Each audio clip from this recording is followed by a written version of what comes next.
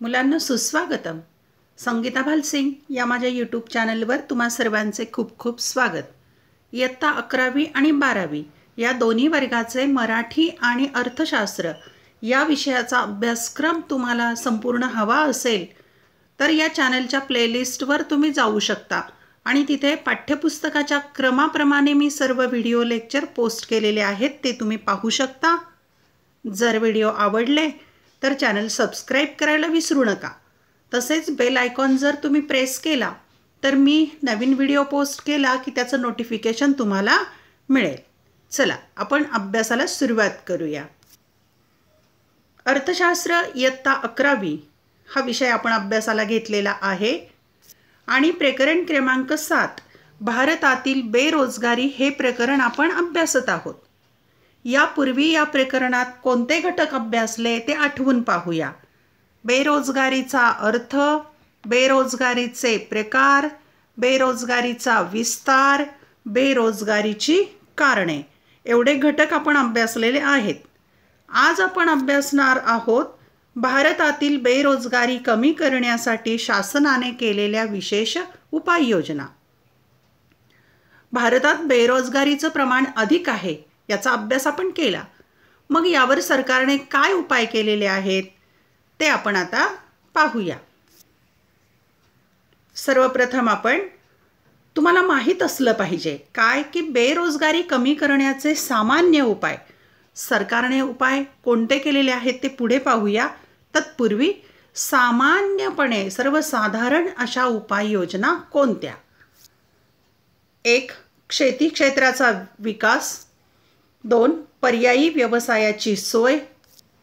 3. पायाभूत सुविधांचा विकास. 4. शिक्षण पद्धतीतील सुधारणा. 5. पर्यटनाचा विकास. 6. श्रमप्रधान उत्पादन तंत्राचा वापर. 7. माहिती तंत्रज्ञान व संदेशवहनाचा विस्तार. 8. व्यावसायिक प्रशिक्षण व कौशल्य विकासासाठी तरतूद. 9. ग्रामीण औद्योगिकीकरण आणि 10. स्वयंरोजगाराला प्रेरणा. या 10 उपायांना बेकारी कमी करण्याचे सामान्य उपाय म्हटलेला आहे. पहा, ज्या कारणाने बेकारी निर्माण झालेली आहे त्या कारणांवर या उपाययोजना आहेत, म्हणून याला म्हटलेलं आहे सामान्य उपाय. हे उपाय सरकार करतेच, त्याबरोबर अधिक विशेष अशा उपाययोजना सरकारने केलेल्या आहेत त्या आपण आता पाहूया. भारतातील बेरोजगारी कमी करण्यासाठी शासनाने केलेल्या विविध विशेष उपाययोजना क्रमाने पाहूया आपण. 1. रोजगार हमी योजना, त्याला EGS म्हणतात, एम्प्लॉयमेंट गॅरंटी स्कीम, रोजगार हमी योजना. 2. स्वर्णजयंती ग्राम स्वयंरोजगार योजना, SGSY म्हणजे स्वर्ण जयंती ग्राम स्वयंरोजगार योजना. 3. स्वर्ण जयंती शहरी रोजगार योजना, SJSRY. 4. प्रधानमंत्री रोजगार योजना, PMRY. ग्रामीण युवक प्रशिक्षण व स्वयंरोजगार योजना, याला म्हणतात ट्रायसेम, TRYSEM, ट्रायसेम. 6. जवाहर रोजगार योजना, JRY. 7. महात्मा गांधी राष्ट्रीय ग्रामीण रोजगार हमी योजना, याला मनरेगा असं म्हणतात किंवा नरेगा असंही म्हणतात, MGNREGS म्हणजेच महात्मा गांधी राष्ट्रीय ग्रामीण रोजगार हमी योजना, मनरेगा. तुम्ही बातम्यांच्या मध्ये नाव ऐकत असाल हे. 8. दीनदयाळ उपाध्याय ग्रामीण कौशल्य योजना 2014. 9. कौशल्य विकास आणि उद्योजकता विकासासाठीचे राष्ट्रीय धोरण 2015. 10. स्टार्टअप इंडिया पुढाकार आणि 11.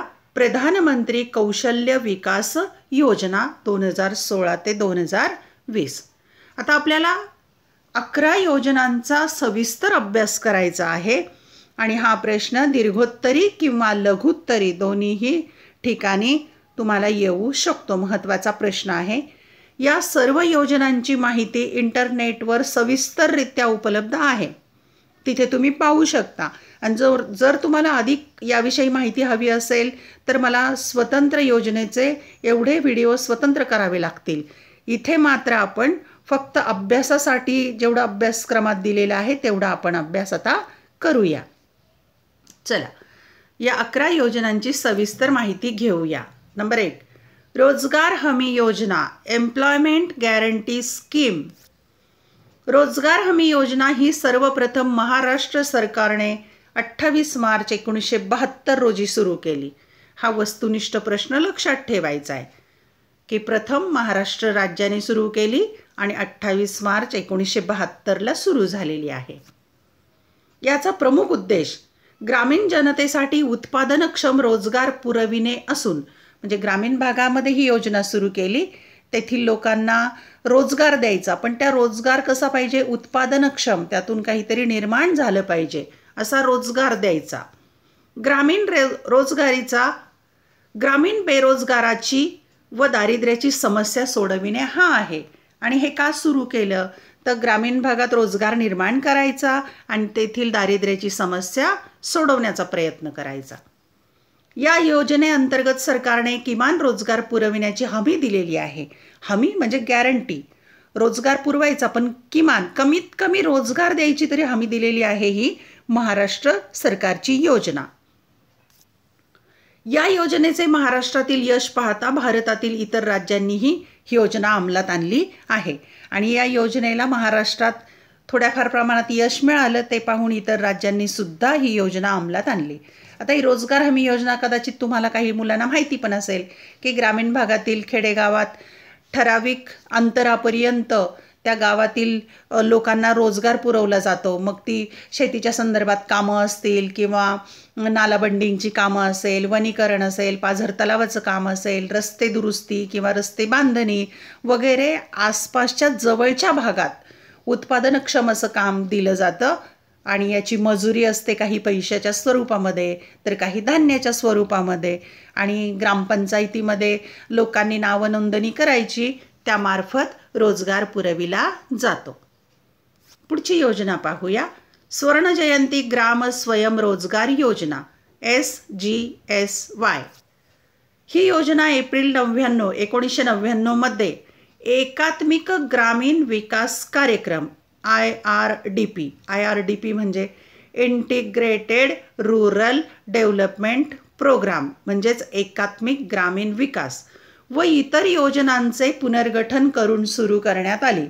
आता SGSY किंवा स्वर्णजयंती ग्राम स्वयंरोजगार योजना जी आहे ती अनेक योजनांचं मिश्रण आहे. पहिली योजना होती 99 मधली एकात्मिक ग्रामीण विकास कार्यक्रम आणि इतर काही योजना एकत्र केल्या आणि मग ही योजना तयार केलेली आहे. ही ग्रामीण भागातील गरिबांसाठी एकमेव स्वयंरोजगार योजना आहे. ग्रामीण भागातील गरिबांच्यासाठी रोजगार पुरवण्याची ही योजना. 3. स्वर्णजयंती शहरी रोजगार योजना, SJSRY म्हणजे शहरातमध्ये ही योजना राबवलेली आहे. ही योजना डिसेंबर 1997 मध्ये सुरू झाली आहे. ही योजना शहरी बेरोजगारांना व अर्ध बेरोजगारांना फायदेशीर रोजगार पुरविते. ही योजना शहरामध्ये सुरू केलेली आहे आणि जे बेरोजगार आहेत किंवा अर्ध रोजगार ज्यांना आहे अशा लोकांना रोजगार पुरवला जातो. यामध्ये स्वयंरोजगार म्हणजे स्वतः उद्योग निर्माण करण्यासाठी मदत करणं, महिला स्वयंरोजगार कार्यक्रम, महिलांना स्वयंरोजगारासाठी मदत, नंतर रोजगार प्रोत्साहनासाठी कुशल प्रशिक्षण, एखादा रोजगार करायचा आहे त्या संदर्भात प्रशिक्षण दिलं जातं व शहरी वेतन रोजगार कार्यक्रम सामावलेले आहेत. याच्यामार्फत स्वयंरोजगार करण्यास प्रोत्साहन दिलं जातं. पुढची योजना. या योजनेसाठी केंद्र सरकार 75% व राज्य सरकार 25% खर्च करते. आता स्वर्णजयंती शहरी रोजगार योजना जी आहे तिच्यासाठी खर्च कोण करतं तर केंद्र सरकारचा म्हणजे सेंट्रल गव्हर्नमेंटचा 75% आणि राज्य सरकारचा 25% मिळून खर्च या योजनेवर केला जातो. पुढची योजना पाहू. 4. प्रधानमंत्री रोजगार योजना PMRY ही योजना 1993 पासून लागू केली असून या योजनेअंतर्गत लाखो सुशिक्षित बेरोजगार तरुणांना शाश्वत स्वरूपाच्या स्वयंरोजगाराच्या संधी उपलब्ध झाल्या आहेत. प्रधानमंत्री रोजगार योजना 1993ला सुरू झाली आणि त्याचा हेतू काय आहे? जे सुशिक्षित बेकार किंवा बेरोजगार तरुण आहेत यांना शाश्वत म्हणजे कायम स्वरूपाच्या रोजगाराच्या संधी निर्माण करून दिलेल्या आहेत. त्यामार्फत मग कर्जाच्या सुविधा असतील किंवा प्रशिक्षण असेल ते त्यांना उपलब्ध करून देण्यात आलेलं आहे. 5. ग्रामीण युवक प्रशिक्षण व स्वयंरोजगार योजना, याला ट्रायसेम म्हणतात पहा, TRYSEM. ग्रामीण तरुणांमध्ये बेरोजगारीची समस्या सोडवणे या उद्देशाने या योजनेचा प्रारंभ 1979 साली झाला. तसेच या योजनेचे ध्येय साधारणतः 2 लाख ग्रामीण युवकांना दरवर्षी प्रशिक्षण देऊन त्यांना स्वयंरोजगारासाठी प्रवृत्त करणे हे आहे.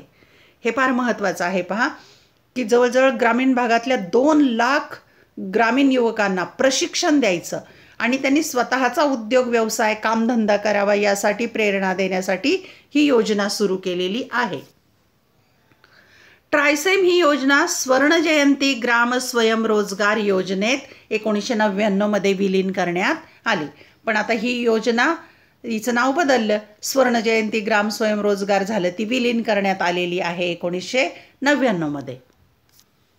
पुढची योजना जवाहर रोजगार योजना JRY. मागासलेल्या 120 जिल्ह्यांना रोजगार पुरविण्याच्या हेतूने 1 एप्रिल 1989 मध्ये सरकारने जाहीर केलेली नवीन वेतन रोजगार योजना म्हणजे जवाहर रोजगार योजना होय. 120 जिल्हे, पण ते कोणते? मागासलेले, अतिशय गरीब असे जिल्हे असतील तिथे रोजगार पुरवायचा आहे आणि मग जवाहर रोजगार योजना तिला नाव दिलेलं आहे.